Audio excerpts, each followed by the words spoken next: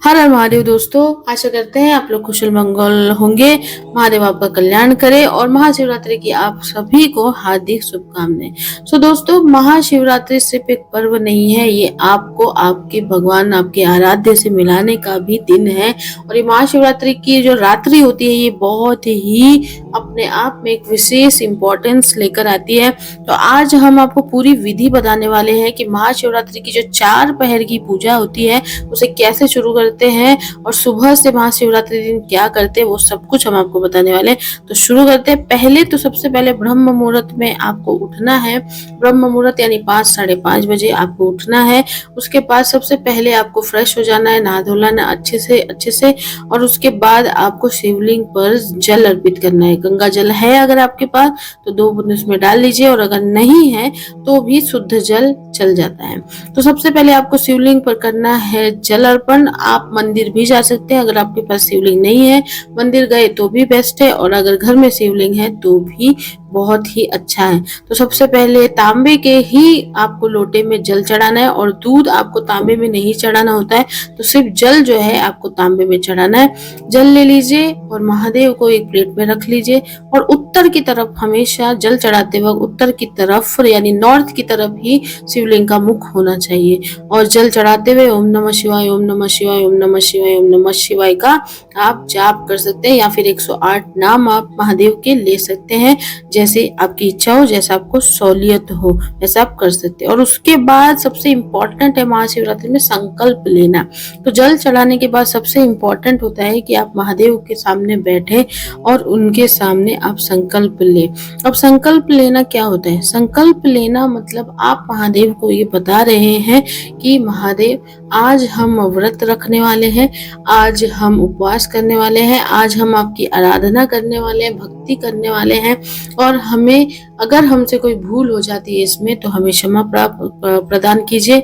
कोई पाप है तो उस पाप का निदान कीजिए, हमें मोक्ष की ओर आग्रह कीजिए, और हमारे सारे कष्टों का अंत कीजिए।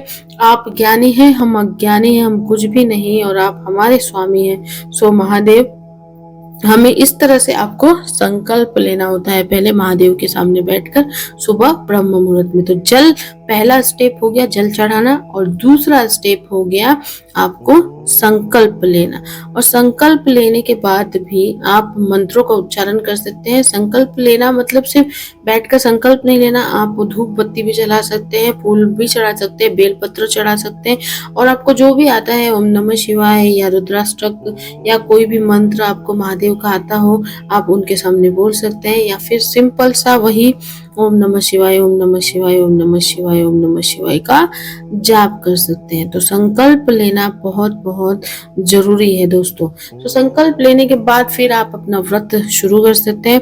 व्रत आप सुबह रखिए, और हो सके तो पूरे दिन भर, अगर हो सकता है आपको गवारा होता है तो फिर आपकी बॉडी को अगर फिट बैठता है तो आप कुछ मत खाइए, सिर्फ जल पे रहिए, वो सबसे बेस्ट रहता है। और अगर नहीं तो सिर्फ फल खाइए।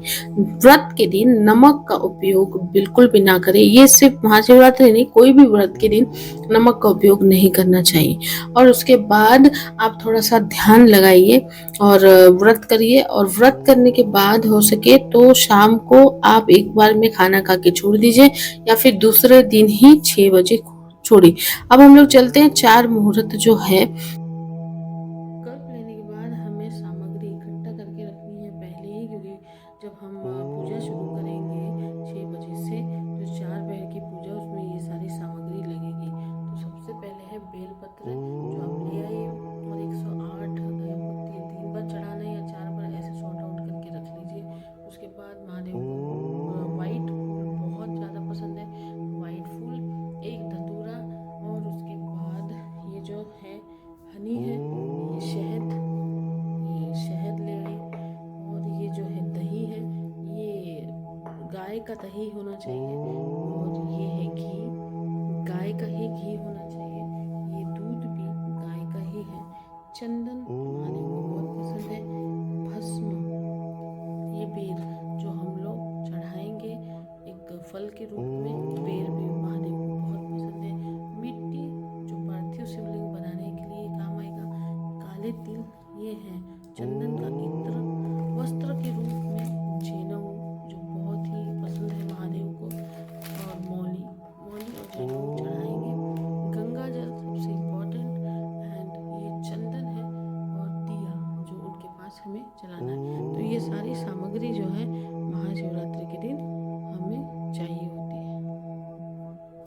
तो दोस्तों सामग्री जुटाने के बाद आपको बनाना है पार्थिव शिवलिंग। ये पार्थिव शिवलिंग बहुत जरूरी होता है। महाशिव पुराण के अकॉर्डिंग महाशिव पुराण में भी लिखा है कि आप अगर ये 4 पहर की पूजा पार्थिव शिवलिंग बनाकर करते हैं तो वो सबसे बड़ा, आप बोलते हैं ना कि आपको दुगना तिगना लाभ होता है। तो पार्थिव शिवलिंग के लिए आपको बस एक और मैंने वीडियो बनाया हुआ है पार्थिव शिवलिंग पर, आप चैनल पे जाके देख सकते हैं। और यहाँ पर भी आपको बताया है कि मिट्टी जो है एकदम प्लेन होनी चाहिए, उसमें कोई कंकड़ वगैरह नहीं होना चाहिए। उसमें आप गंगा जल मिला ले, थोड़ा सा भस्म मिला ले, थोड़ा सा दूध मिला ले और सफेद फूल मिला ले और एक स्टेज बनाए। पहले तो एक प्लेट बनाए ताकि आपको विसर्जन करने में भी इजी हो। एक छोटा सा प्लेट ले ले और जो शिवलिंग है वो अंगूठे से ही, अंगूठे के बराबर होनी चाहिए, उससे बड़ी नहीं, क्योंकि घर में जब शिवलिंग बनाते हैं तब 4 फीट तक ही शिवलिंग बनाए जाते हैं। उसके बाद एक बेल पत्र ले लीजिए और बेल पत्र से आप शिव दोस्तों महाशिवरात्रि की पूजा 4 भागों में है, यानी 4 पहर की पूजा होती है। और ये 4 पहरों की पूजा बहुत ही इंपॉर्टेंट होती है। इसमें जो तीसरा पहर होता है वो निशीथ काल, तीसरे पहर से भी पहले आता है, वो बहुत जरूरी होता है। तो सबसे पहले जो पहला पहर है वो शुरू होता है 6:23 से 9:32।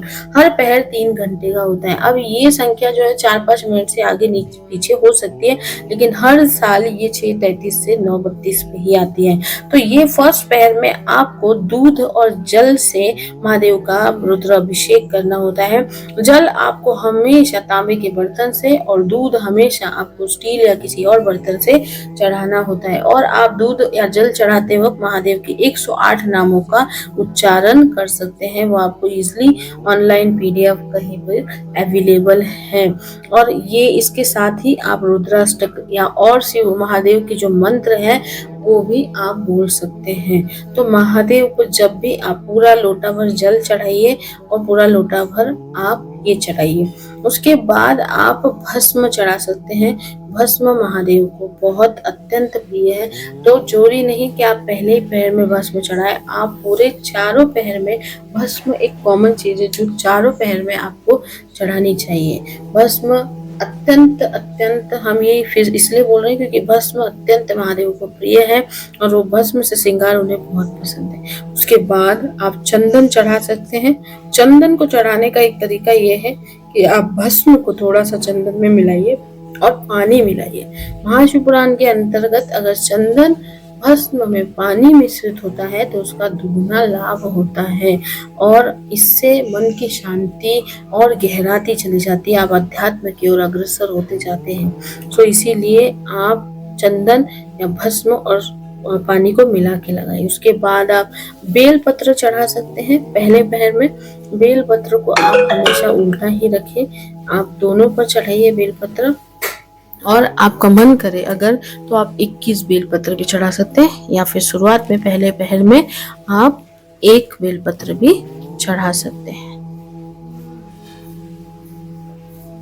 उसके बाद आप फूल ले लीजिए, व्हाइट कलर का फूल, और व्हाइट कलर के फूल को तोड़कर आप महादेव पर, क्योंकि व्हाइट चीजें महादेव को बहुत पसंद है और व्हाइट कलर का फूल सबसे ज्यादा महादेव को पसंद है, इसलिए फूलों का भी इस्तेमाल, केतकी का फूल यूज नहीं होता, तो कभी भी महादेव के शिवलिंग पर केतकी का फूल नहीं चढ़ाना चाहिए। तो इसीलिए आप सफेद रंग का फूल चढ़ाइए। उसके बाद धतूरा चढ़ाइए जो कि महादेव का प्रसाद है। और धतूरा और बेर, अगर आपके पास बेर है या फल है तो बेर चढ़ाना सबसे अत्यंत शुभ माना जाता है, क्योंकि बेर भी महादेव को बहुत पसंद है, प्रिय है। तो हम लोग महाशिवरात्रि के दिन वो चीजें चढ़ाते हैं जो महादेव को अत्यंत प्रिय होती है। और हमेशा याद रखिए शिवलिंग का मुख जो है हमेशा उत्तर दिशा में होना चाहिए, क्योंकि उत्तर दिशा में माना जाता है कैलाश का वास होता है। और जब आप जल या दूध या कुछ भी अर्पित करते हो डायरेक्टली महादेव के चरणों में जाता है। उसके बाद 2 दिए ले लीजिए और 2 दिए ही जलाए। वैसे तो एक दिए में आप 2 बाती भी जला सकते हैं, और 2 बाती का कॉन्सेप्ट ये है कि एक आप माता सती या माता पार्वती के नाम पे जला रहे हैं और एक आप महादेव के नाम पे जला रहे हैं। तो दोनों अलग नहीं है, दोनों एक ही है। आदि शक्ति ही महादेव है और महादेव ही आदि शक्ति है। तो इसीलिए 2 बाती रखकर भी आप एक दिया जला सकते हैं, या फिर 2 दिए में 2 बाती। और हमेशा दिए का मुख महादेव के सामने ही रखिए, अपने सामने नहीं, उनके सामने रखते हैं यानी हम अपने सारे कर आप ले लो महादेव ऐसा बोलते हैं। अपने सामने रखते तो वो एक ईगो को दर्शाता है, तो इसीलिए हमेशा महादेव की ओर ही दिया का मुख होना चाहिए। इस वक्त भी आप रुद्राष्टक, शिव का मंत्र, महादेव के जितने भी मंत्र वो बोल सकते हैं। ओम नमः शिवाय भी 108 बार बोल सकते हैं और बहुत सारे ऐसे मंत्र हैं वो बोल सकते हैं। और बारी बारी से शांत से, मतलब जैसे जैसे आप पहर बढ़ता है, देखिए आपका मन शांत होता चला जाता है, ये आप ऑब्जर्व करेंगे। तो पहले पहर में आप ये सब कुछ कर सकते हैं। तो दोस्तों अब बारी आती है दूसरे पहर की, जो शुरू होता है 9:32 से 12:41 यानी 9:32 से 12:41।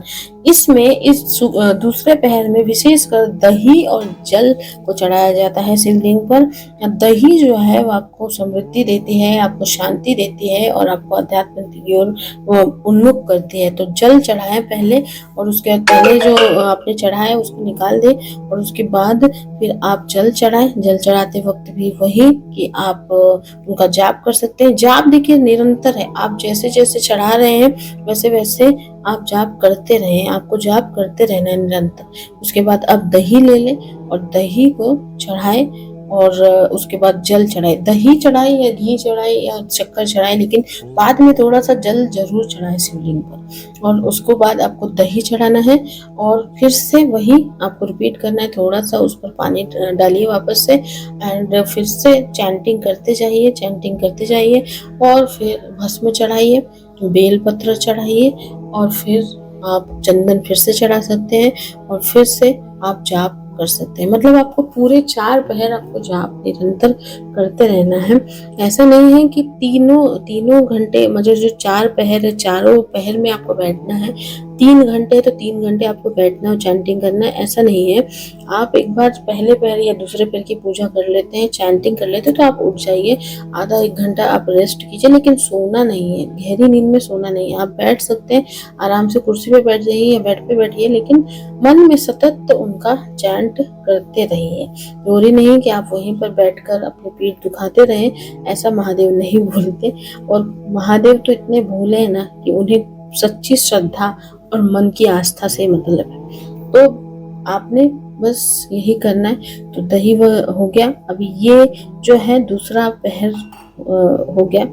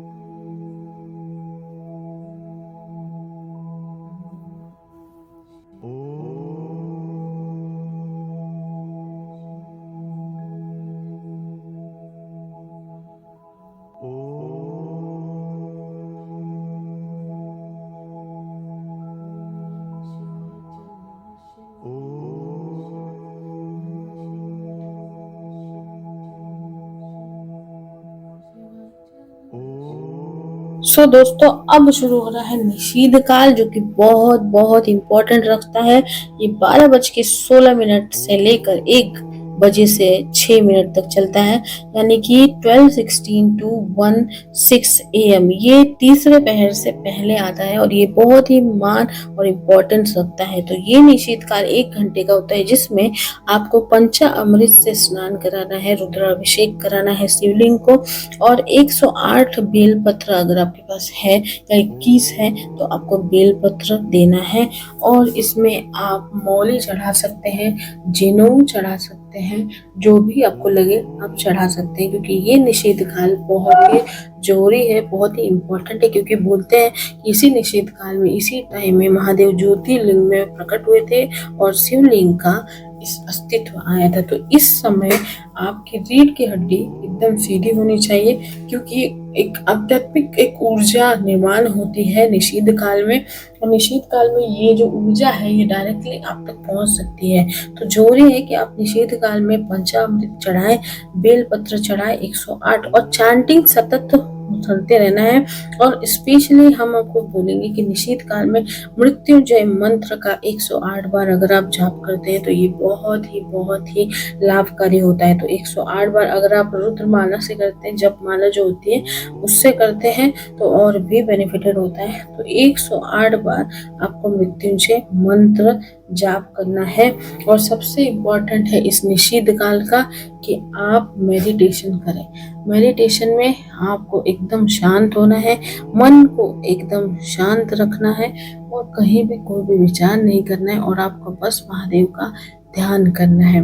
तो जब आप पंचामृत चढ़ा ले, बेल पत्र चढ़ा ले, जनेऊ चढ़ा ले, और आपको लगे अगर आपके पास अवेलेबल हो तो आप इस वक्त शक्कर भी चढ़ा सकते हैं, चावल भी चढ़ा सकते हैं, काले तिल भी चढ़ा सकते हैं। और अगर आपके पास इतनी सामग्री नहीं है तो आप सिर्फ पंचामृत भी कर सकते हैं, ऐसा कुछ भी नहीं। और अगर आपके पास पंचामृत भी नहीं है तो आप सिर्फ शिव मानस पूजा महादेव के सामने बैठ के, या फिर ऐसे ही बैठकर शिव मानस पूजा का जाप कर सकते हैं। शिव मानस पूजा एक श्लोक है जिसमें सब सामग्री आप मन से देते हैं, मन से अर्पित करते हैं महादेव को।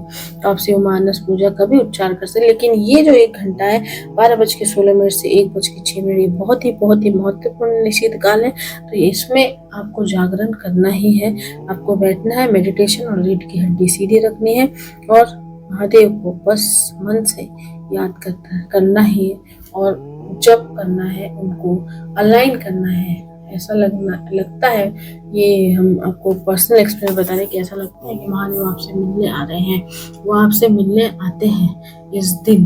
तो वो अगर आप ऐसे करते हैं चैंटिंग सतत, तो उनकी वाइब और आपकी वाइब, उनकी एनर्जी और आपकी एनर्जी मैच हो जाती है। तो इसीलिए निषेध काल को इतना इम्पोर्टेंस दिया हुआ है। तो आप जो वीडियो में हमने दिखाया है आप ऐसे ही उनका कर सकते हैं, अभिषेक चंदन से, इत्र से, जनेऊ से। अभी हम सब कुछ आगे देखेंगे आप वीडियो में कि हम सब कुछ चढ़ा रहे हैं। तो ये निषेध काल में आपके पास नहीं है तो भी ओके है, शिव मानस पूजा से आप पूजा कर सकते हैं।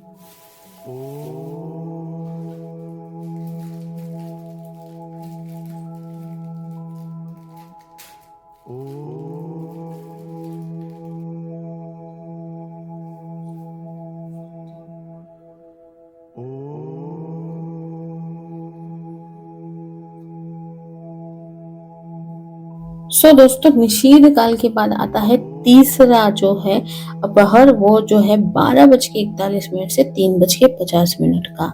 ये जो 12:41 से 3:50 है, इसमें आपको घी और जल चढ़ाना होता है। और निषेध काल में जो भी आपने चढ़ाया है वो आप अब मत निकालिए, क्योंकि जो जनेऊ होता है, जो मौली होता है, ये सब आप उन्हें चढ़ाए हैं, पंचामृत चढ़ाए हैं, तो आपको अब वो निकालना नहीं है। बस उसी के ऊपर आपको घी से और जल से उनका अभिषेक करना है। तो ये जो तीसरा पहर है, इसमें घी से अभिषेक करते हैं और जल से अभिषेक करते हैं। और फिर से वही आप उनका चैंट करें, आप उनका मंत्र बोले, आप उनका आरती बोले, आप रुद्राष्टक बोले, आप कुछ भी बोले, लेकिन मन से बोले। तो ये है तीसरा प्रहर। वीडियो में आपको दिख रहा होगा कि हम घी से अभिषेक कर रहे हैं। और फिर से हम बेलपत्र चढ़ाएंगे, और 108 बेलपत्र आप निषेध काल में चढ़ाएं या फिर आप तीसरे पैर में, लेकिन हम ये बोलेंगे कि आप निषेध काल में ही 108 बेलपत्र चढ़ाएं।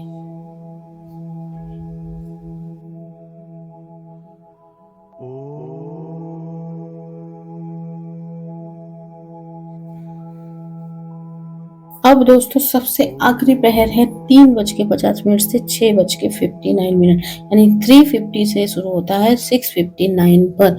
ये सबसे आखिरी प्रहर है और ये बहुत ही कठिन प्रहर होता है, क्योंकि इसमें लोगों को बहुत नींद आती है, लोग सो जाते हैं और बहुत ही प्रॉब्लम होती है, जगने में मुश्किल होता है। और यही जो तीसरा और चौथा प्रहर है ना, यही थोड़ी मुश्किल की घड़ी होती है, लोग जागरण नहीं कर पाते। लेकिन आप नहीं भी, अगर चौथे पैर में आप जागरण नहीं कर पाए, तो आप चौथे पैर में बस हनी चढ़ाइए, जल चढ़ाइए। 6:59 तक अगर आप नहीं जग सकते तो कोशिश कीजिए कि आप 4 बजे तक जगे, क्योंकि 4 बजे से ब्रह्म मुहूर्त शुरू होता है और आप 4 बजे तक जग गए, यानी कि आपने अपना जो क्रम था वो पूरा कर लिया। तो चौथे पहर में आपको वीडियो में दिख रहा है कि हनी यानी कि शहद और जल चढ़ाया जाता है। इसमें आप अपनी इच्छा से और कुछ चढ़ाना चाहते हैं तो आप चढ़ा सकते हैं, जैसे फल हो गया, मिठाई हो गया, बहुत सारी चीजें हैं। लेकिन नहीं है तो हनी और जल से आप उनका अभिषेक कीजिए। और ये जो आखिरी पहर है, इसमें आप मेडिटेशन जरूर करें, क्योंकि इस समय ध्यान अच्छे से लगता है, क्योंकि हर जगह सन्नाटा होता है और एकदम बहुत ही शांत होती है चीजें। तो हनी चढ़ाए, जल चढ़ाए और उसके बाद महादेव का चैंट करें।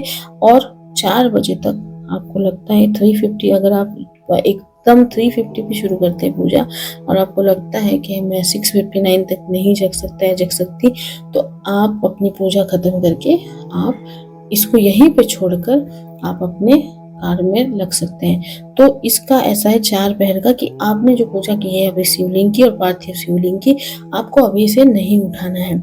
अभी आपको इसे नहीं उठाना है, आपको ये 6 बजे के बाद ही उठाना है। यानी कि अगर आप 8-9 बजे भी इसको उठाते हैं तो चलेगा।